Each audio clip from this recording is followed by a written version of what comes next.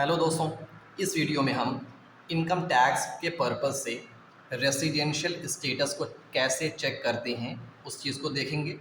और क्योंकि पर्सन की 7 या 8 कैटेगरीज होती हैं जिसको मैं आपको बता चुका हूँ कि person includes a individual, Hindu undivided family, a company, a partnership firm, an association of a person that is AOP, a body of individual that is BOI, artificial judicial person and municipal corporation.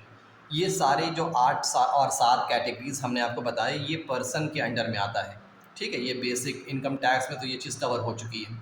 अब हम यहाँ पे जो residential status check करेंगे वो individual का check करेंगे। Residential status होता क्या है पहले तो ये मालूम होना चाहिए। जब भी हम किसी पर्सन पे टैक्स लेवी करते हैं, ठीक है, उस पर्सन पे टैक्स लेवी करने से पहले हमें उस पर्सन का रेसिडेंशियल स्टेटस चेक करना होता है। क्यों चेक करना होता है? क्योंकि कुछ ऐसी इनकम होती है जो एक रेसिडेंट पर तो वो टैक्सेबल होती है, नॉन रेसिडेंट पे वो टैक्सेबल नहीं होती। ठीक है, तो ये हम आगे पढ़ेंगे कि कितनी कैटेगरीज होती है। अगर हम ब्रॉडली बताएं, डिफ़ाइन करें तो 2 कैटेगरी होती है, रेसिडेंट होगा या नॉन रेसिडेंट होगा। तो हम इसलिए रेसिडेंशियल स्टेटस को चेक करते हैं ऑफ अ पर्सन का। क्यों? ताकि उस पे जो टैक्स लेवी किया जा रहा है इस बात को जांच लिया जाए, चेक कर लिया जाए, ऑब्ज़र्व कर लिया जाए कि वो इनकम जो उसने कमाई है क्या वो उसके लिए टैक्सेबल है कि नहीं है। ठीक है, तो अच्छा, अब हम यहाँ पे जो बात करेंगे वो residential status of an individual की बात करेंगे। इंडिविजुअल में includes all the natural human being, यानी हम और आप, ये इंडिविजुअल की कैटेगरी में आते हैं। रेसिडेंशियल स्टेटस कंपनी का अलग होता है, आर्टिफिशियल फॉर्म का अलग होता है, HUF का ये अलग होता है, तो वो हम बाद में किसी वीडियो में कवर करेंगे। इस वीडियो में हम सिर्फ इंडिविजुअल का रेसिडेंशियल स्टेटस कैसे कैलकुलेट करते हैं या कैसे निकालते हैं इस बात को ध्यान में देखेंगे। याद रखिएगा, इंडिविजुअल की मैं बात कर रहा हूँ। तो शुरुआत करते हैं। अगर रेसिडेंस की बेसिस पे देखा जाए तो जो SSC होगा, यानी जिस पर टैक्स एसेस किया जा रहा है, इस केस में हमारे लिए इंडिविजुअल होगा। उनको 2 ब्रॉड कैटेगरीज में हम डिवाइड करते हैं। The first one is resident and the second one is non resident, जिसको शॉर्ट में NR भी कहते हैं। तो ये 2 ब्रॉड कैटेगरीज होती है, रेसिडेंट एंड नॉन रेसिडेंट। ठीक है, अब रेसिडेंट को भी फर्दर 2 सब कैटेगरीज में डिवाइड करते हैं, रेसिडेंट एंड ऑर्डिनरली रेसिडेंट, जिसको शॉर्ट में ROR भी बोलते हैं। और एंड सेकेंड जो कैटेगरी हमारी है, resident but not ordinarily resident. ठीक है, अब ये अगर मेजर क्लासिफिकेशन हम अगर बताएंगे तो आप ये कह सकते हैं कि इंडिविजुअल हमारे 3 तरह के हो सकते हैं on the basis of residence. The first one is ROR, that is resident and ordinarily resident. The second one is resident but not ordinarily resident, that is RNOR. And the third category is of non-resident. In short, we can say it as NR. ठीक है, अब इनको check करने के लिए कुछ assumptions हैं, कुछ conditions हैं जो कि हमें चेक करना होगा। On the basis of that conditions हम उनको डिक्लेयर करेंगे कि वो ROR हैं या RNOR हैं या नॉन रेसिडेंट हैं। ठीक है, यहाँ तक क्लियर है। अब हम कुछ वो कंडीशंस को पहले देखते हैं कि वो कंडीशंस हैं क्या क्या। ठीक, चलिए शुरुआत करते हैं। यहाँ पे आपको बेसिक कंडीशंस दिख रही होंगी, basic condition A and basic condition B। Basic condition A ये कहता है कि दैट इंडिविजुअल, देखिए अब हम पर्सन की बात नहीं कर रहे हैं, पर्सन तो 7 और 8 कैटेगरीज को मिला के बनते हैं, हम अभी सिर्फ इंडिविजुअल की बात कर रहे हैं। तो हम बेसिक कंडीशन A ये कहता है कि that individual has been in India in the previous year. Previous year आपको मालूम होगा, मैं यहाँ पे प्रीवियस ईयर एक्सप्लेन नहीं करूँगा, यानी प्रीवियस ईयर वो ईयर होता है जिसमें इनकम अर्न की जाती है। ठीक है, तो हम यहाँ बेसिक कंडीशन A ये कहता है कि that individual has been in India in the previous year for a period of 182 days or more, कि इंडिया में वो प्रीवियस ईयर में 182 डेज या उससे ज़्यादा रहा हो। पहली कंडीशन ये कहती है कि 182 डेज या उससे ज़्यादा रहा हो इंडिया में प्रीवियस ईयर में। ठीक है, पहली कंडीशन ये समझ लीजिए आप। तो he has been in India in the previous year for a period of 182 days or more, पहली कंडीशन थी। सेकेंड बेसिक कंडीशन में आइए, he has been in India for 60 days or more, 60 दिन या उससे ज़्यादा, यानी मिनिमम 60 डेज रहा हो। कब रहा हो? During the previous year. पहले तो प्रीवियस ईयर में देखेंगे कि प्रीवियस ईयर में वो 60 डेज या उससे ज़्यादा रहा है कि नहीं रहा है। और यहाँ पे एंड लगाया देखिएगा, ठीक है। एंड और को बहुत ध्यान से देखना है, यानी एंड है, यानी साथ ही साथ अगर हिंदी में बोले तो और, यानी 60 डेज और हिंदी में बोले तो और, फॉर 365 डेज और मोर, 365 दिन या उससे ज़्यादा। कब? During the 4 years immediately preceding the previous year. इसका क्या मतलब है कि 365 दिन या उससे ज़्यादा रहा हो इंडिया में। कब? पिछले 4 साल में, लेकिन प्रीवियस ईयर को छोड़ के। जो प्रीवियस ईयर होगा उसको छोड़ के उसका जो पिछला 4 साल है, जैसे फॉर एग्ज़ाम्पल अगर 2022-23 हमारा प्रीवियस ईयर है, तो इस ईयर को छोड़ के इसके जो इसके बाद के, यानी जो इसके पहले के 4 साल गुजर चुके हैं, 2021-22, ठीक है, 2019-20, तो इस तरह के आप 4 साल देखेंगे। उस हिसाब से हमें कैलकुलेट करना होगा कि 365 डेज़ और मोर वो इंडिया में रहा है प्रीवियस ईयर को छोड़ के उसके पिछले 4 सालों में। दोबारा रिपीट कर रहे हैं। बेसिक कंडीशन बी क्या कहती है? बेसिक कंडीशन बी ये कहती है कि he has been in India for 60 days और मोर, कि वो इंडिया में 60 डेज़ और मोर प्रीवियस ईयर में रहा हो, during the previous year. And for 365 days और more during the 4 years immediately preceding the previous year, कि वो 365 दिन या उससे ज़्यादा रहा हो प्रीवियस ईयर को छोड़ के उसके पिछले 4 सालों में। ये 2 कंडीशन है, ठीक है, बेसिक कंडीशन ए और बी। आपने यहाँ बहुत ध्यान से देखा होगा कि हमने बीच में और लिखा है, ठीक है, और यानी इसका मतलब ये है कि basic condition either we have to that individual has to fulfil basic condition A और बेसिक कंडीशन बी, ठीक है। पहले बेसिक कंडीशन आप समझ लीजिए, दोबारा रिपीट कर रहे हैं। बेसिक कंडीशन ए ये कहता है कि that individual has been in India in the previous year, previous year में वो इंडिया में रहा हो। कितने दिन रहा हो? कि कम से कम 182 दिन, 182 डेज़ वो रहा हो। ये पहली बेसिक कंडीशन है, ए वाली। सेकंड बेसिक कंडीशन ये है कि वो इंडिया में रहा हो प्रीवियस ईयर में कम से कम 60 डेज़ या उससे ज़्यादा, एंड साथ ही साथ फॉर 365 डेज़ और more during the 4 years immediately preceding the previous year. Previous year को छोड़ के जो उसके पिछले 4 साल हैं, उन 4 सालों में प्रीवियस ईयर को छोड़ने के बाद उसमें कम से कम 365 दिन, दैट इज़ 365 डेज़, कम से कम वो इंडिया में रहा हो, ठीक है। अब रूल क्या कहता है? रूल को देखने की चीज़ है। ये तो आप बेसिक कंडीशन समझ गए। बेसिक कंडीशन के बाद अब हमें रूल लगाना पड़ेगा कि क्या रूल है, ठीक है।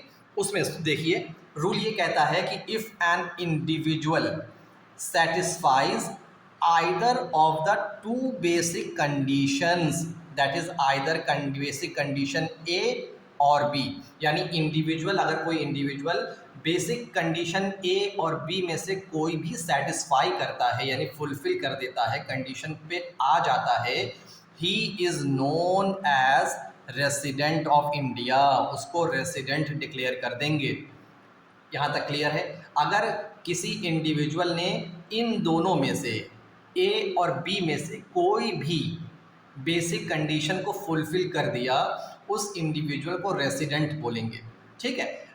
एंड साथ ही साथ और भी इसके आगे सुन लीजिए, if he fails to satisfy either of the 2 basic conditions, अगर वो इन दोनों बेसिक कंडीशंस में से कोई भी फुलफिल नहीं कर पाता, ना ही ए को फुलफिल कर रहा है, ना ही बी को फुलफिल कर रहा है, तो ऐसे केस में he will be called non resident, that is NR, ठीक है। तो आपको करना कैसे है अब वो मैं बताता हूँ, ठीक। पहले आपको जो क्वेश्चन दिया रहेगा उसमें सबसे पहले आप जो बेसिक कंडीशन ए हमने कराई है, ठीक है, ये दोबारा आप देख लीजिए। बेसिक कंडीशन ए, बेसिक कंडीशन ए को पहले हम देखेंगे कि वो प्रीवियस ईयर में 182 डेज इंडिया में था कि नहीं था। ठीक है, अगर वो था इसका मतलब वो बेसिक कंडीशन ए को सेटिस्फाई कर रहा है।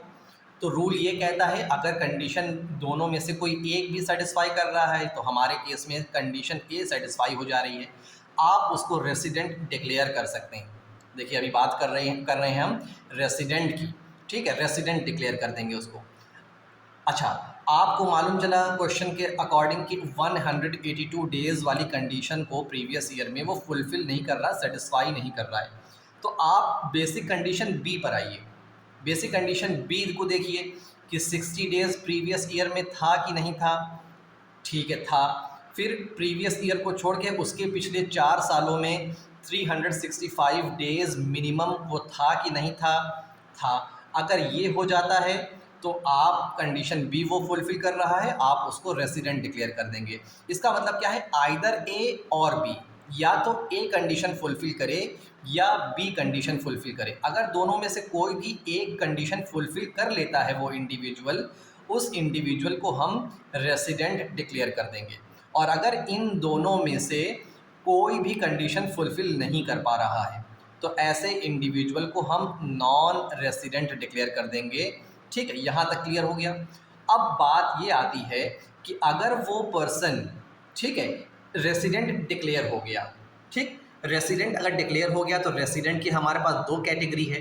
तो अगला जो हमारे पास क्वेश्चन आता है कि भाई रेसिडेंट कौन वाला है, ROR वाला है कि RNOR वाला है, रेसिडेंट एंड ऑर्डिनरली रेसिडेंट है कि resident and non ordinarily resident है। देखिए अगर नॉन रेसिडेंट आया है ये वाला, ठीक है, अगर नॉन रेसिडेंट ये वाला आ गया है हमारे क्वेश्चन में, फिर आगे आपको ये चेक ही नहीं करना है। जाहिर सी बात है कि रेसिडेंट एंड नॉन रेसिडेंट में ही अगर आपको ये कंफर्म हो गया है कि that individual is a non resident, तो फिर आगे आपका क्वेश्चन खत्म हो जाता है, सोल्यूशन खत्म हो जाता है कि आप उसको डिक्लेयर कर देंगे कि that individual is a non resident. लेकिन अगर रेसिडेंट आता है तब आपका अगला काम ये शुरू होता है कि आप ये आइडेंटिफाई करें कि क्या वो इंडिविजुअल ROR है या RNOR है। ठीक है, तो यहाँ तक क्लियर है। लेकिन एक और चीज़ हमें ध्यान देना है कि जो बेसिक कंडीशंस हमने ए और बी लिखवाई है इसके कुछ एक्सेप्शन भी हैं। ठीक है, वो एक्सेप्शन पहले हम करते हैं। आइए पहले देखते हैं एक्सेप्शन क्या क्या है।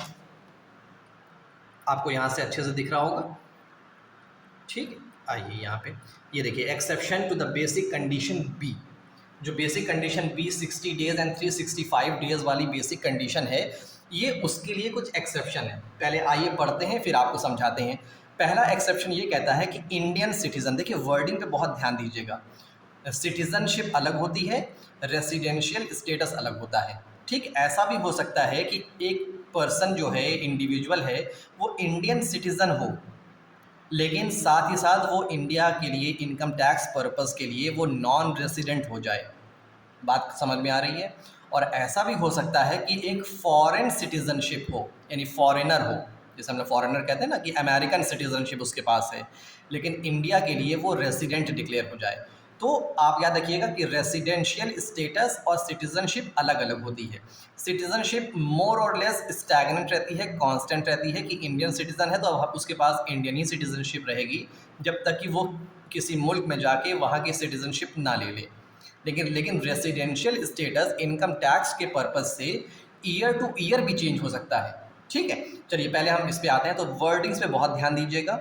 यहाँ पे लिखा है इंडियन सिटीज़न, कि इंडियन भारतीय नागरिक हो, हु लीव्स इंडिया।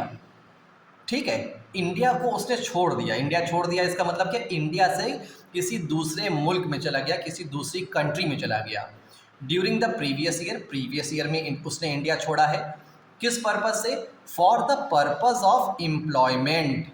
याद रखिएगा, अगर इंडियन सिटीज़न था और उसने इंडिया को छोड़ा यानी इंडिया से कहीं बाहर गया प्रीवियस ईयर में, पर्पज़ क्या है, ये पर्पज़ बहुत इंपॉर्टेंट है, एम्प्लॉयमेंट के पर्पज़ से हो गया है। ठीक है, फिर देखिए यहाँ पे और लगा है, देखिए बहुत वर्डिंग्स पे बहुत ध्यान दीजिएगा। और कहीं लिखा होगा OR, कहीं होगा एंड। ठीक है, तो बहुत ध्यान दीजिएगा कि और है कि एंड है। और अभी basic exception to the basic condition B का 1 ही चल रहा है, इसमें और लिखा है। और as a member of the crew of the Indian ship और as a member of the crew of an Indian ship. यानी पहले बेसिक कंडीशन सॉरी एक्सेप्शन आप समझ लीजिए कि इंडियन सिटीजन जिसने इंडिया छोड़ दिया है प्रीवियस ईयर में for the purpose of employment के पर्पस से इंडिया छोड़ा है, या मेंबर ऑफ द क्रू है इंडियन शिप का, उसने इंडिया छोड़ दिया है। ये समझ में आ गया कि इंडियन सिटीजन उसने इंडिया छोड़ा एम्प्लॉयमेंट के पर्पस से प्रीवियस ईयर में, या मेंबर ऑफ द क्रू था, क्रू मतलब समझते हैं जो शिप वगैरह होती है उसमें उसका मेंबर था, और इंडियन शिप थी, इंडियन शिप का क्रू मेंबर था, उसने उस शिप ने इंडिया छोड़ दिया। जब इंडिया छोड़ दिया तो इसका मतलब वो जो क्रू मेंबर हैं उनको भी इंडिया छोड़ के जाना पड़ेगा। ये भी एक्सेप्शन नंबर 1 था। ठीक है, अब आते हैं एक्सेप्शन नंबर 2 पे। एक्सेप्शन नंबर 2 क्या कहता है कि इंडियन सिटीजन या और लगाए, देखिए, और इंडियन सिटीजन हो या foreign citizen of Indian origin. Foreign citizen दूसरे मुल्क का नागरिक है लेकिन उसकी ओरिजिन इंडिया की हो। अब इंडियन ओरिजिन क्या होता है ये भी मैं आपको बताऊंगा, लेकिन पहले आप समझ लीजिए कि इंडियन सिटीजन हो या foreign citizen of Indian origin हो कि दूसरे मुल्क का रहने वाला लेकिन ओरिजिन उसकी इंडिया में हो। Who is living outside India, जो इंडिया से बाहर रह ही रहा था। इंडियन सिटीजन जो इंडिया से बाहर रह रहा था, और ओ आर यानी या foreign citizen of Indian origin जो इंडिया से बाहर रह रहा था, comes on a visit to India during the previous year, जो इंडिया में आता है विजिट के लिए प्रीवियस ईयर में। ये 2 एक्सेप्शन समझ में आ गया, दोबारा रिपीट कर रहे हैं। एक्सेप्शन नंबर 1 ये कहता है कि इंडियन सिटीजन हो जिसने इंडिया छोड़ दिया एम्प्लॉयमेंट के पर्पज़ से, या member of the crew of Indian ship हो, इंडियन शिप का क्रू मेंबर हो, उसने इंडिया छोड़ दिया हो। पहली एक्सेप्शन ये कहता है।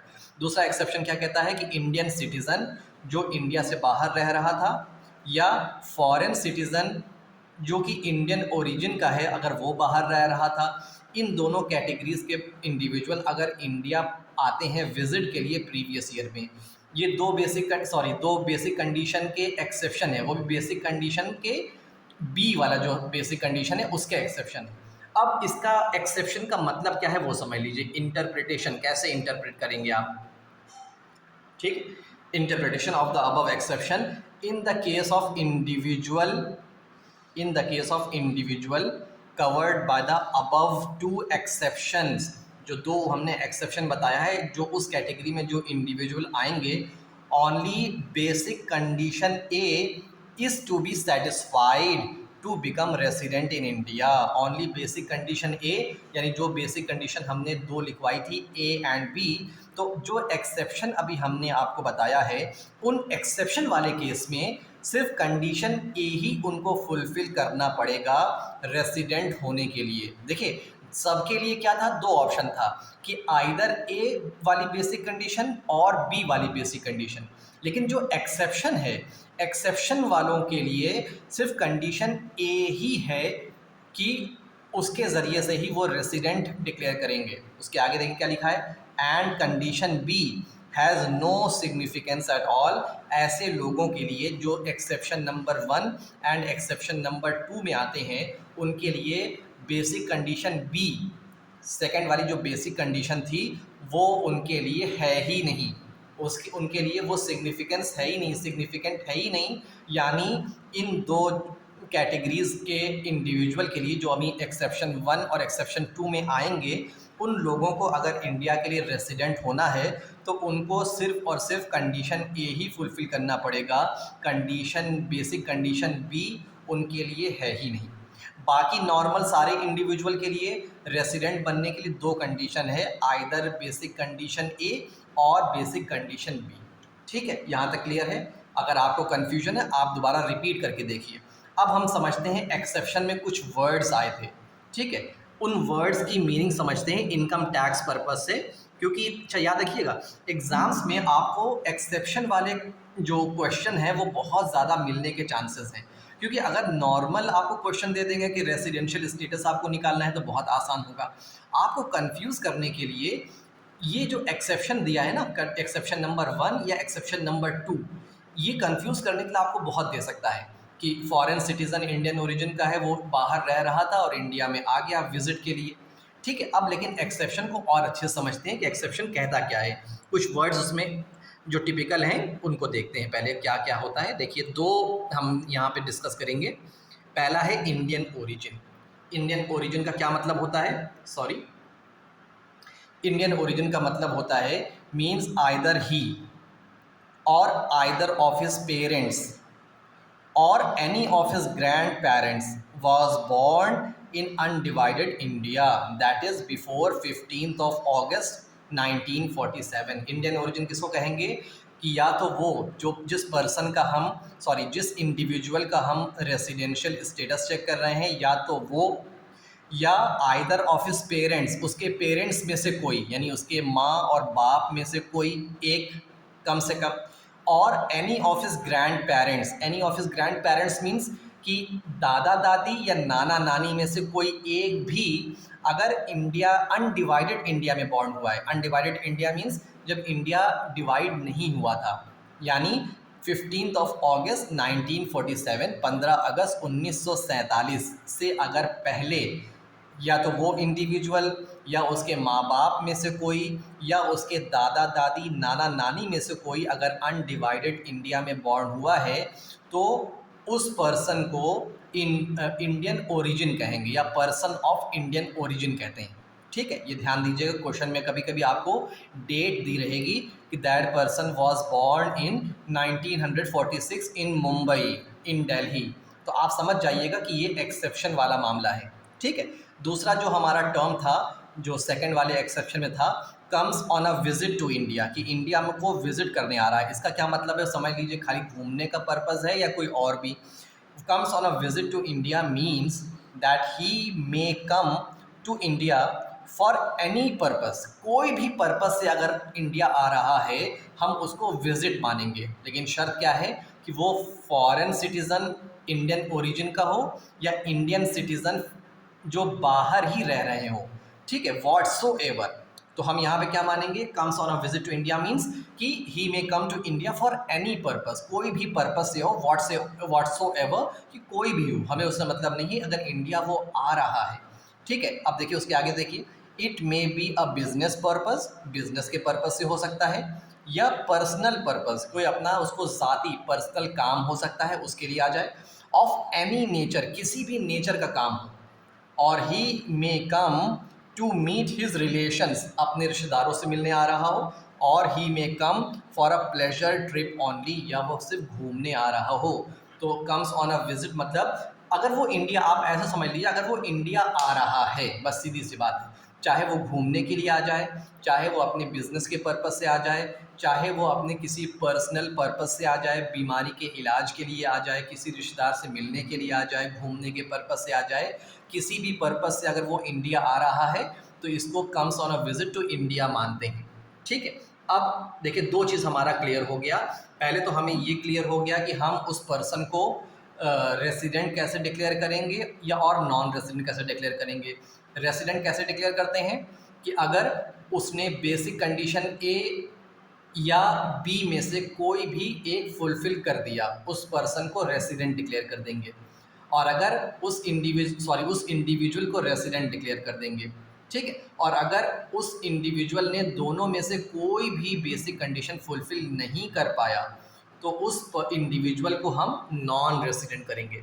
अब अगला क्वेश्चन हमारे लिए ये होता है कि अगर वो रेसिडेंट है तो कौन वाला रेसिडेंट है। ठीक है, कि either he is ROR, that is resident and ordinarily resident, और he is RNOR, resident but not ordinarily resident. तो कौन सा है, उसके लिए हमारे पास दो एडिशनल कंडीशंस हैं। बहुत ध्यान से सुनिएगा, कंफ्यूजिंग ना हो जाए। एडिशनल कंडीशन दो हैं हमारे पास, लेकिन आप यहाँ पे ध्यान दीजिएगा, हमने ए और बी के बीच में, additional condition A and B के बीच में एंड लगाया है।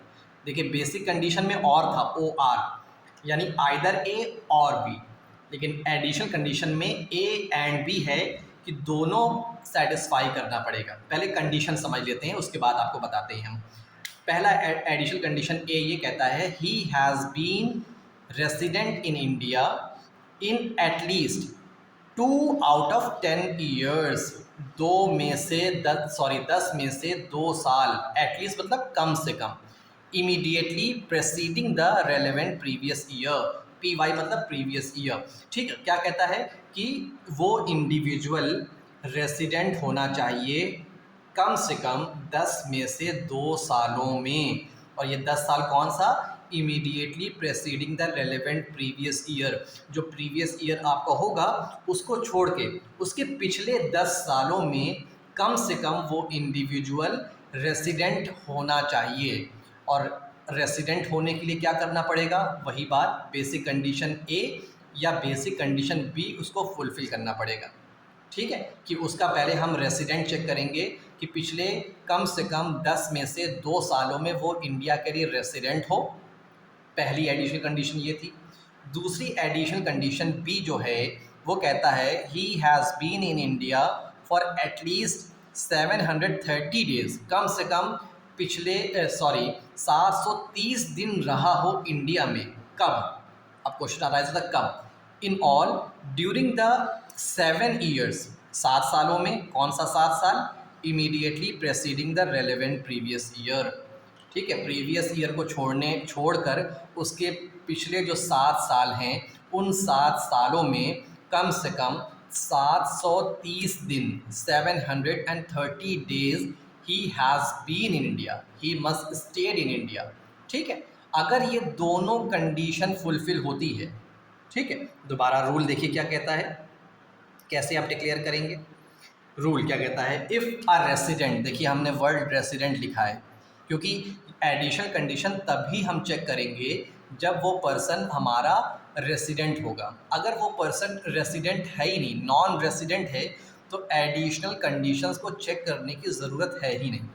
ठीक है, तो इसीलिए हमने लिखा है इफ़ अ रेसिडेंट, अगर resident satisfies both the additional conditions, अगर किसी रेसिडेंट ने दोनों जो ऊपर एडिशनल कंडीशंस दी है उनको सेटिस्फाई कर दिया, उनको फुलफिल कर दिया, he is said to be resident and ordinarily resident, that is ROR, उसको रेसिडेंट एंड ऑर्डिनरली रेसिडेंट कहेंगे। एंड साथ ही साथ और भी सुनिए, and if he does not satisfies the above two additional condition, अगर उसने, उस रेसिडेंट ने ऊपर की दोनों कंडीशन या दोनों में से कोई एक भी छूट गया, सेटिस्फाई नहीं कर पाया, फुलफिल नहीं कर पाया, he is said to be resident but not ordinarily resident, उसको RNOR कहेंगे क्योंकि उसने एडिशनल कंडीशन को फुलफिल नहीं किया। कोई एक भी फुलफिल नहीं करेगा तो RNOR हो जाएगा, नॉट ऑर्डिनरली रेसिडेंट। और अगर जब दोनों फुलफिल करेगा, दोनों एडिशनल कंडीशन कंपलसरी है फुलफिल करने का, अगर दोनों एडिशनल कंडीशन उसने फुलफिल किया तो that resident will be called resident and ordinarily resident. ठीक है दोस्तों, अगर आपको कुछ कन्फ्यूजन है एक बार वीडियो दोबारा रिपीट करके देखिएगा, थोड़ा सा कन्फ्यूजिंग है लेकिन इस कॉन्सेप्ट को ज़रूर क्लियर करिएगा। इसके बाद हमारा है टैक्स इंसिडेंस। टैक्स इंसिडेंस मतलब हमें अब ये चेक करना होगा, पहले तो पर्सन की, इंडिविजुअल का रेसिडेंशियल स्टेटस चेक करना रहेगा, उसके बाद बहुत सारी इनकम दी रहेगी। ठीक है, अब हमें क्वेश्चन में ये कहेगा कि अगर वो पर्सन नॉन रेसिडेंट है तो क्या ये वाली इनकम टैक्सेबल है कि नहीं। तो इसलिए पहले तो उसमें डबल काम रहेगा, डबल वर्क हमें करना होगा कि पहले पर्सन का रेसिडेंशियल स्टेटस चेक करना पड़ेगा, उसके बाद हमें इनकम को चेक करना पड़ेगा कि इनकम वो हमारी इंडियन इनकम है कि फॉरेन इनकम है। इसलिए ये पहले टॉपिक क्लियर करिए, उसके बाद इसके आगे बढ़ेंगे। ओके, अपने डाउट्स को आप कमेंट सेक्शन में या अपनी ईमेल आईडी को हमारे कमेंट सेक्शन में दीजिएगा तो आपको इसकी नोट्स प्रोवाइड कर देंगे हम।